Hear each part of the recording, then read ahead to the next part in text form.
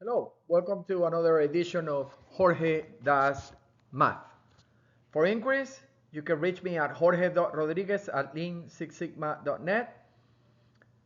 If you like the content of our channel, please subscribe so that we can keep you in the loop every time a new video comes out. The purpose of our channel is to introduce students to math, stats, geometry, and physics, and hopefully help you through these sciences as you go either through college or you're interested in learning more about mathematics. This is the second edition of trigonometric substitution. I have a previous video where I talked about case one, which is shown here at the very top. In this video, I'm going to be addressing the case when you actually find in an integral a square root that has the structure that we can see over here. So if you see a structure like this in your integral, consider using trigonometric substitution to solve that particular integral. It doesn't matter whether it is in the numerator or in the denominator. Trigonometric substitution actually works quite well for these particular cases. So what is the trigonometric substitution that we're going to use here? So typically what we do is we build a triangle. And in this particular case, this is going to be our angle theta. And we're going to call the hypotenuse x. And we're going to call this adjacent side, we're going to call 3. Immediately, by using Pythagoras, you can recognize that this side is going to then take the shape exactly what we have in our integral. It's going to take the shape of x squared minus 9. And this is a very useful substitution that is going to allow us to get rid of that square root and then work the integral to a, or basically transform the integral into a trigonometric integral where there is a lot of already executed work that allow us to solve this particular case. So that's the whole purpose of trigonometric substitution, to take that integral into a world where we know how to solve integrals, and we have plenty of cases in trigonometric substitution. So let's go ahead and exactly do that. So I'm going to start writing the integral that we're trying to solve here. Again, so that we don't forget, it's going to be the integral of x squared, and then down here we're going to have x squared minus 9, and this is the square root of this dx. Now when we look at an integral like the one I'm showing you here, and don't forget that we're using this particular triangle here. So this is my triangle. This is going to be the square root of 9. This is going to be 3, and the hypotenuse is actually going to be 3 x. Now another thing that I'm going to use to solve this particular integral is a substitution. So I need to substitute x. What is the substitution I'm going to use? In this particular case, is always going to take the form of x times a secant of an angle theta. And that's the substitution that typically solves this particular problem. Another way to write this is x equal a divided by the cosine of theta. We all know that the theta is the inverse function of the cosine. So in this situation, what we want to then do is use that transformation, and I'm actually going to work with the cosine here, and I'm going to say that a, we already know, is 3, and this is going to be divided by the cosine of theta. But we have x squared, so I'm actually going to square this x over here, and this is then going to become 9 cosine square of theta. By doing this, I already found myself what goes in the numerator of my integral right there. Now, the other thing that I need to do is to find what dx is and what the actual square root of x squared minus 9 is. So let's work with the denominator first. Let's get rid of that square root. So we're going to take the square root of x squared minus 9, and we're going to substitute x squared by the number that we already identified initially. So if we take this, immediately we can see that this can be written as 9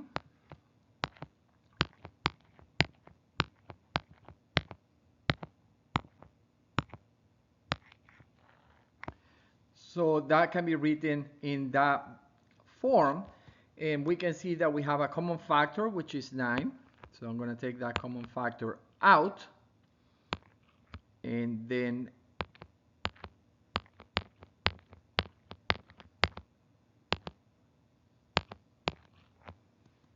it's the square root of this.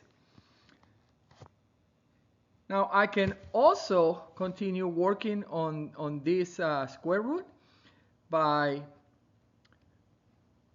writing it in this particular format. So we're going to write 9.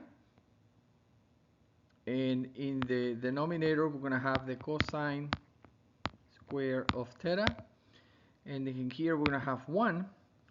And this is going to be cosine square of theta. So this is another way that I can write what is in the square root. So with this information, I'm actually going to see what I'm left with in the square root. So let's find a space. So we were basically writing here.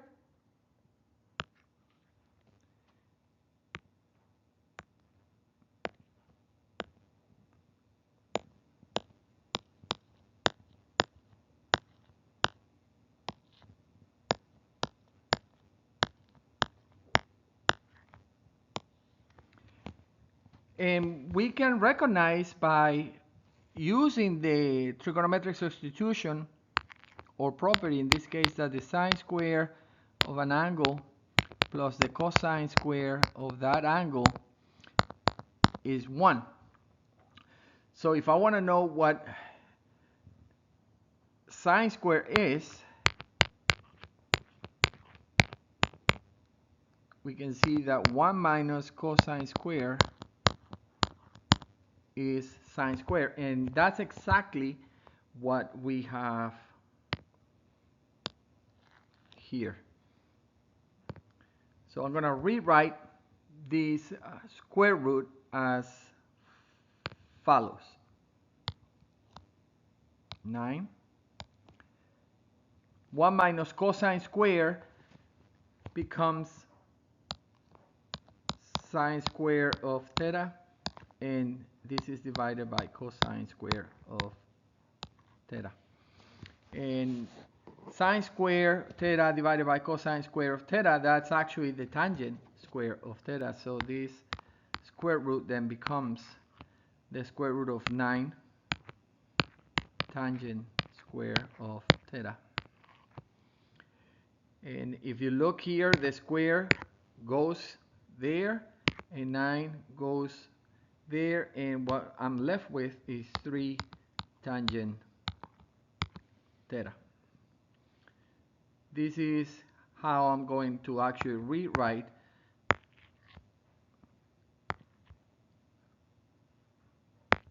x squared minus 9. I'm going to rewrite it as this in my integral as soon as I have an opportunity to do that. Okay, so we've found a lot of information so far. To rewrite my integral, don't forget that what we're trying to do here is to solve a square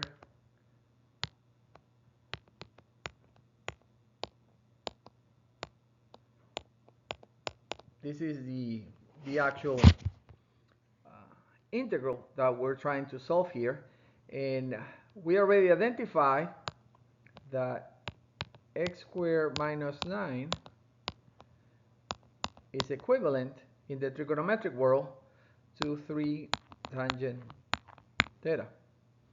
In addition, we identified that x squared is, in a few slides back, I'm going to go back, we, if you remember, we used the transformation of 3 divided by the cosine, so this is going to be actually 9 divided by cosine square of theta. So we have that as well. The only thing that we're missing is dx. So let's find out what dx is. What is dx in this case? So if x is 3 divided by the cosine of theta, then if I take the derivative of x with respect to theta, this is the quotient rule of derivatives. So I have to take 3 and derivate 3 and multiply that times cosine of theta minus derivate cosine of theta and multiply it times 3 and then divide all of this by cosine square of theta. And what we're going to be left with after doing that is the following. The derivative of cosine is minus sine of theta. And we can see here that this negative is going to be canceling with that negative right there. The derivative of 3 is 0, so this term is actually 0. Therefore, what we're left with in this particular scenario is going to be 3 sine theta divided by the cosine square of theta. Another way to write this is to identify that this is 3 tangent of theta times the sec of theta, and because I had the dx on that side divided by the theta, if I want to know what dx is, then I'm going to put here differential theta. All right, so we're going to use all of the transformations to rewrite our integral based on trigonometric functions. So what we're trying to solve is the integral, and then at the very top we had x squared. So if you remember, x squared was actually 9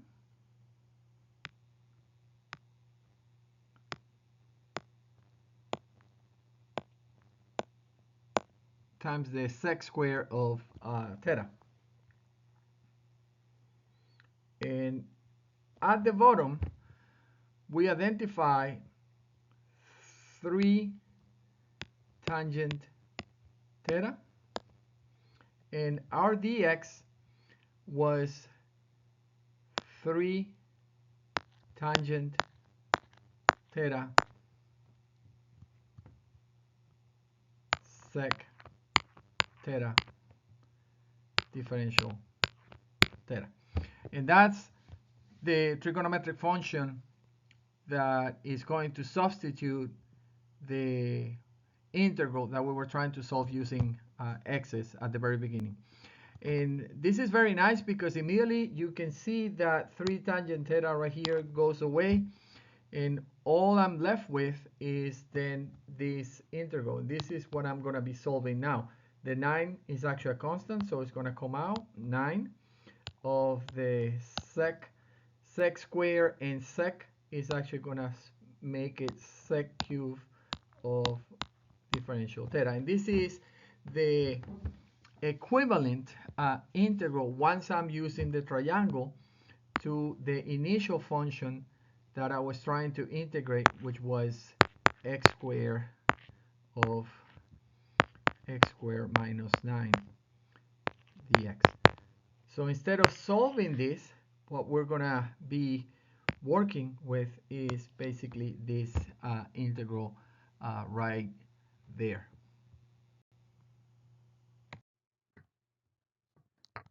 So we're going to be solving the following integral.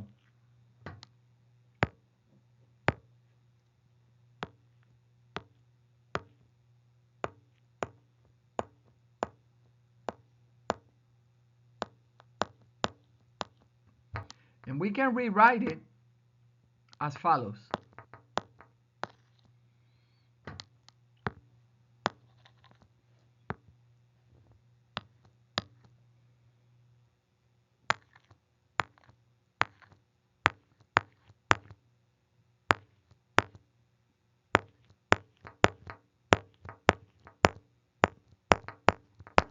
And the purpose of writing it like that is because now I can identify two functions.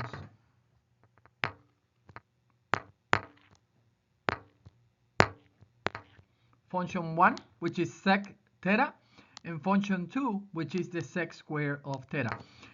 And why is this relevant? Because this is a classical integral by parts.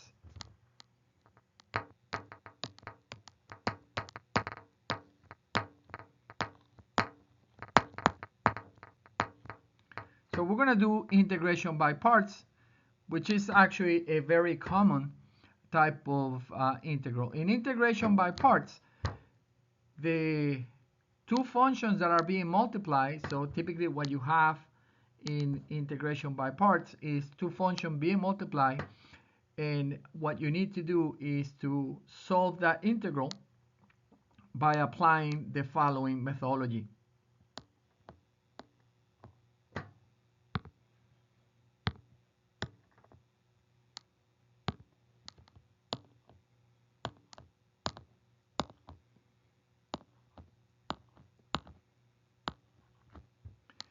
So you're going to have two variables that you need to identify. The first variable is going to be a variable that we're going to call u, and the second variable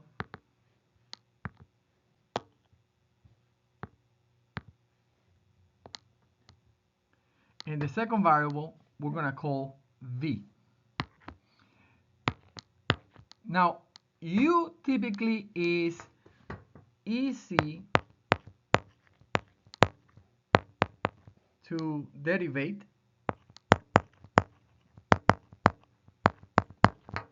and v typically can be found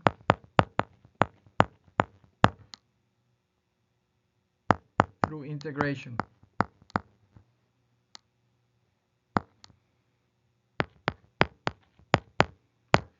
Okay, so in solving integral by parts, we need to identify which of these two are easier to actually derivate. Now, if we take mu, u in this particular case, and call it sec theta,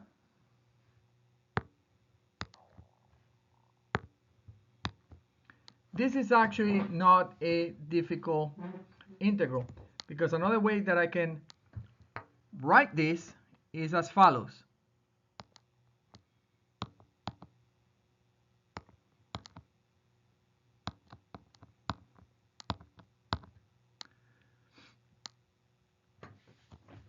And if I want to derivate this, it's not a difficult thing to do. So we're going to find the derivative of u with respect to theta. And again, this is the quotient rule that we have to apply here. So we're going to derivate 1 and we're going to multiply times the cosine of theta, minus, we're going to derivate the cosine, and we're going to multiply it times 1. And this is all divided by the cosine square of theta. The derivative of a constant is always 0, so this becomes 0.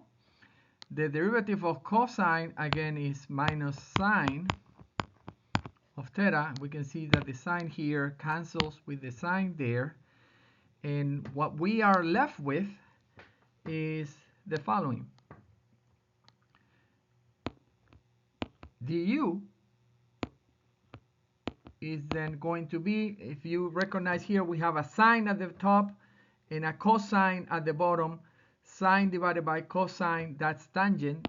So we're going to have the tangent of theta. And then we're left with a cosine at the bottom in the denominator, and that is sec. So we're going to have the sec of theta differential theta. And we have found our du.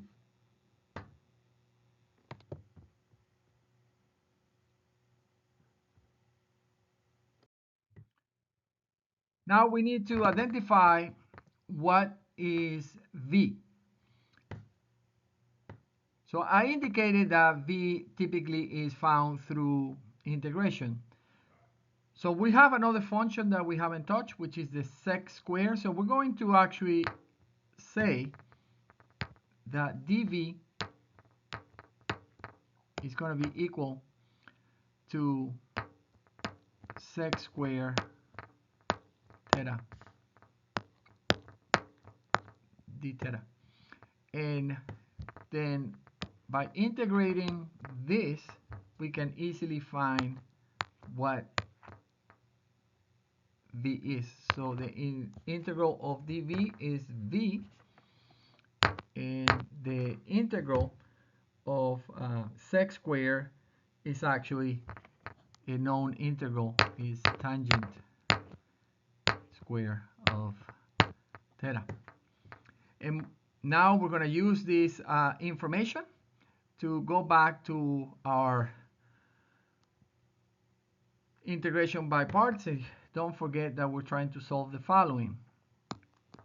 9 integral of sec cube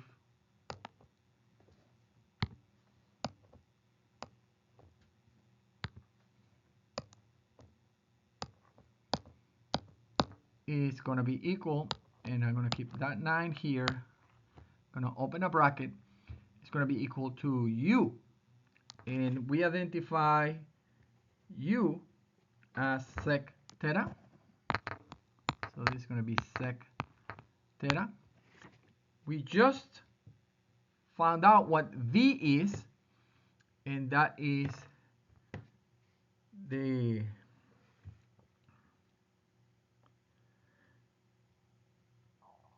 sorry, I made a mistake over here. V is the tangent of theta, not the tangent square.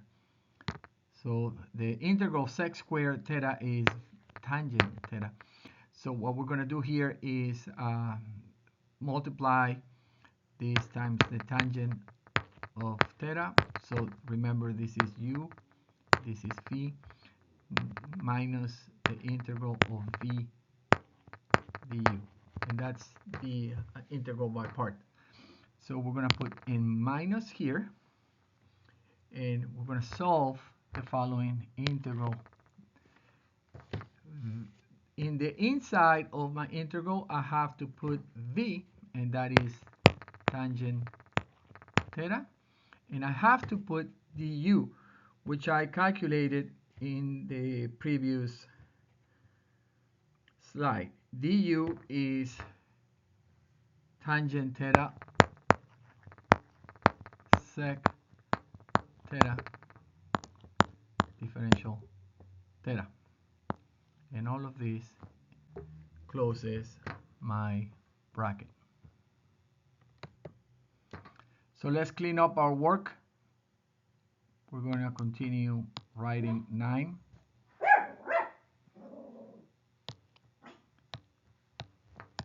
sec cube theta is equal to 9 sec theta tangent theta minus the integral of tangent square theta sec theta differential theta, and this closes my bracket. Now I want to work with this tangent square because there is a relationship of tangent square and sec square. Let's go back to a basic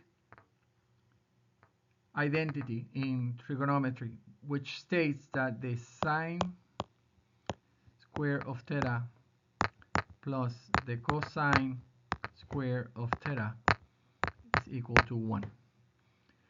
Now if I divide all of this by cosine,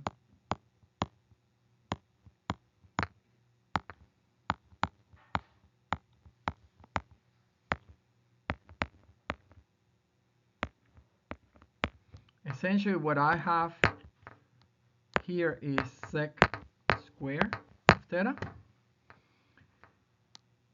This becomes 1, and this becomes tangent square of theta. So if I leverage this, I can see that tangent square of theta plus 1 is equal to the sec square of theta. And if I want to know then what is tangent square, I can immediately see if I find a little bit of space.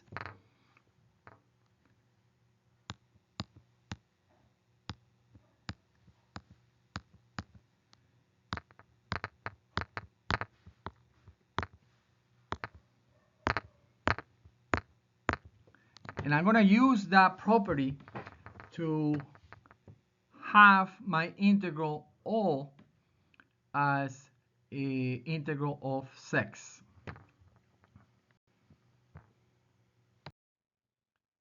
So using the trigonometric property that relates the tangent square with the sec square, we can then continue to simplify our integral.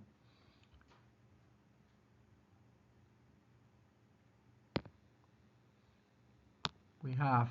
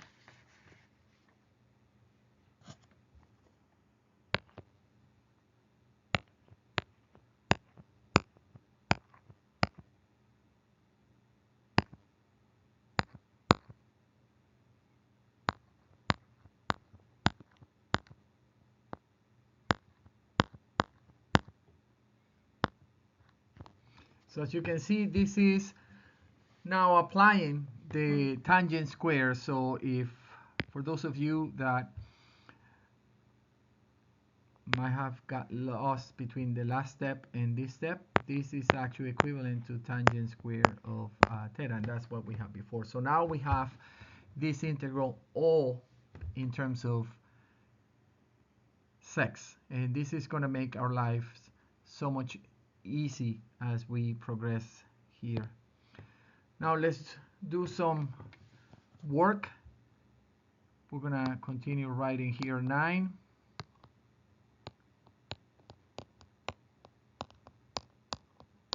sec cube differential theta is going to be equal to 9.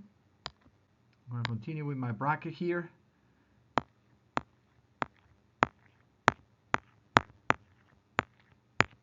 sec theta tangent theta minus, and now I can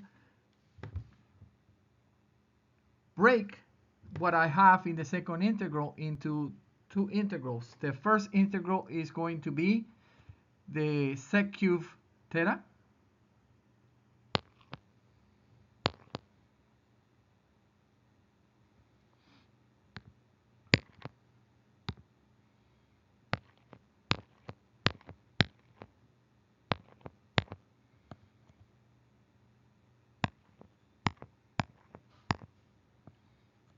and then I have a minus and a minus.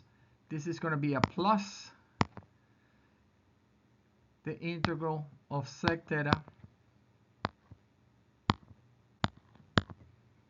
differential theta.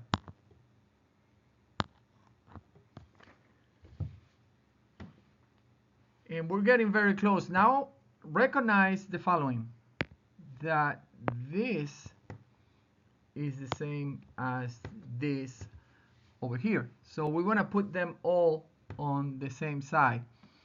And this is actually multiplied times a 9, and it's negative, so it's going to go to the other side as a positive 9. So on the right, I'm actually going to have 18 times the integral of sec cube theta differential theta is 9 times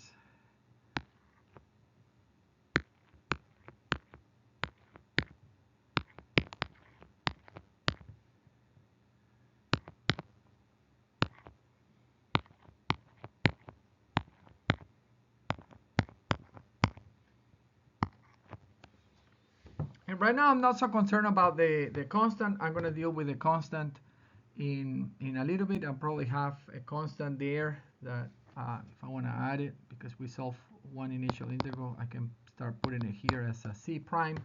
But in the end, all of those constants they're gonna add up, and we're gonna have a large constant. So what I want you to recognize is that this integral here is a very well-known integral. So we've taken all of this work to get to integrals that have been published and that are very well known integrals that we can operate with. So the integral of sec theta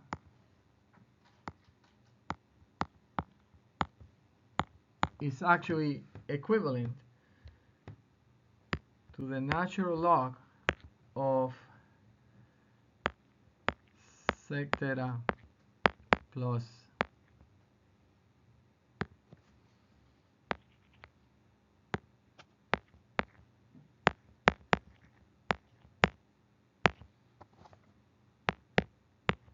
let's say there's a second constant there. Okay, so that is a known integral. So I'm going to take that and put it back into this here.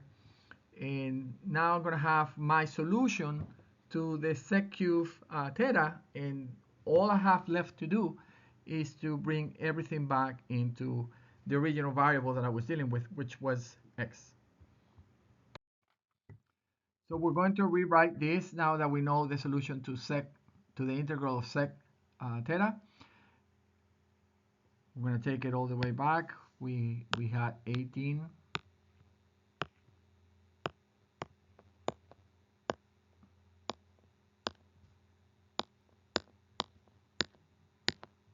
is equal to 9 times sec theta tangent of theta plus the ln of the sec of theta plus the tangent of theta. I'm going to close this bracket here plus a constant that we're going to put like 4 prime constant right there. And, and now what I need to do is to transform everything back to x's. I'm going to rewrite my triangle to be able to do that. So if you remember, my triangle, this was theta. We call this x. This was 3.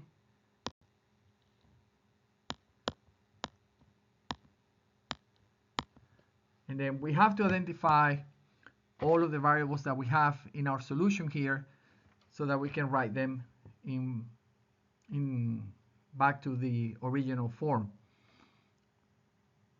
So the sec of theta is the inverse of the cosine. In other words, is going to be the hypotenuse over the adjacent.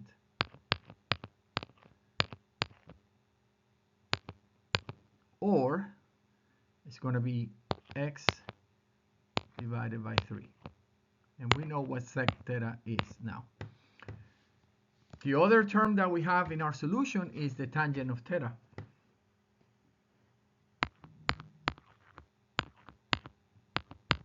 And tangent of theta is basically opposite over adjacent. So this is going to be opposite is the square root of x squared minus 9. And adjacent is 3. So this is going to be 3. And we can also very easily recognize that this 18 here can come on this side.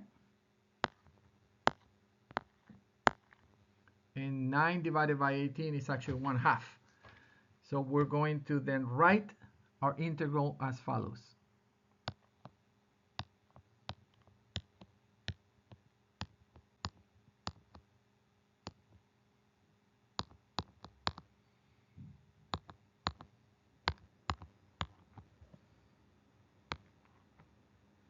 Sec theta, that is x divided by 3. Tangent theta, that is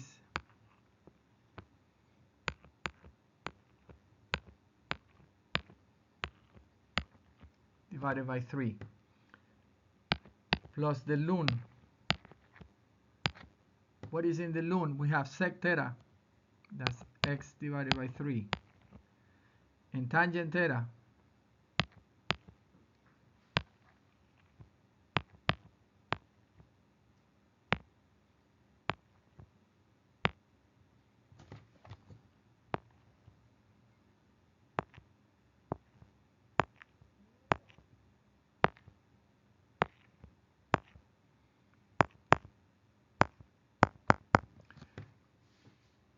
plus a constant.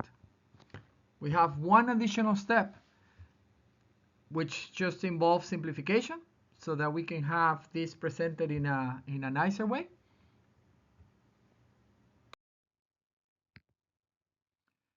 So now that we have returned everything to the original variables, we can then write our original integral.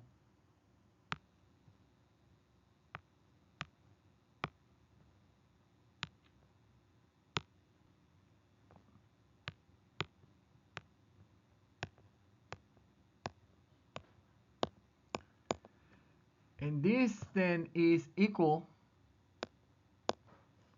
to this.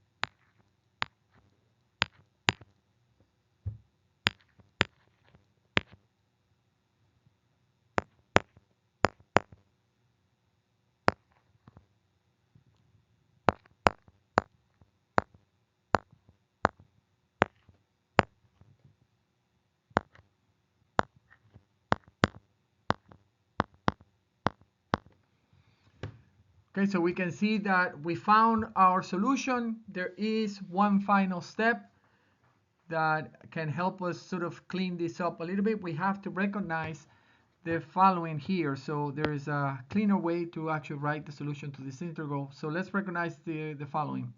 We have 1/2 here, and we have a ln of a number 3 here.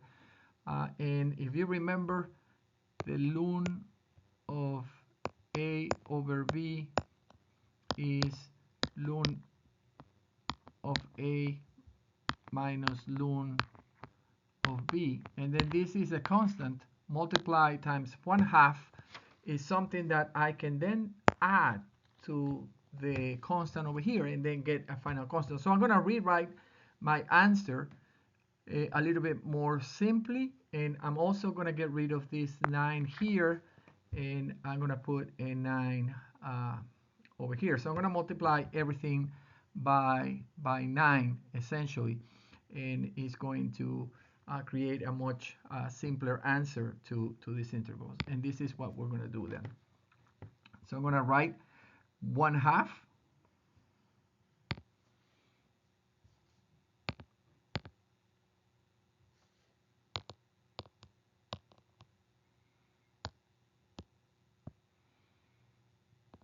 of x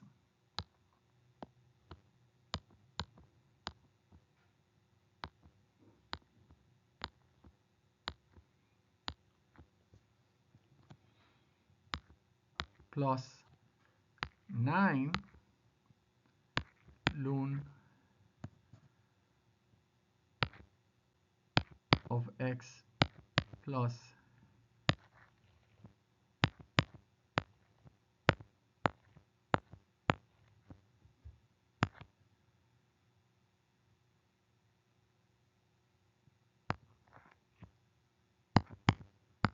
a constant. And this is my final answer to this integral. So I hope you enjoy the content. Please hit the like button and subscribe to our channel. We'll keep you updated. This was actually a really fun integral. It actually required a lot of skills in integration. We used integration by parts. We used trigonometric transformation, and it's a great integral to practice and learn more about this fascinating subject of calculus. Until next time, this was Jorge Rodriguez. Thank you.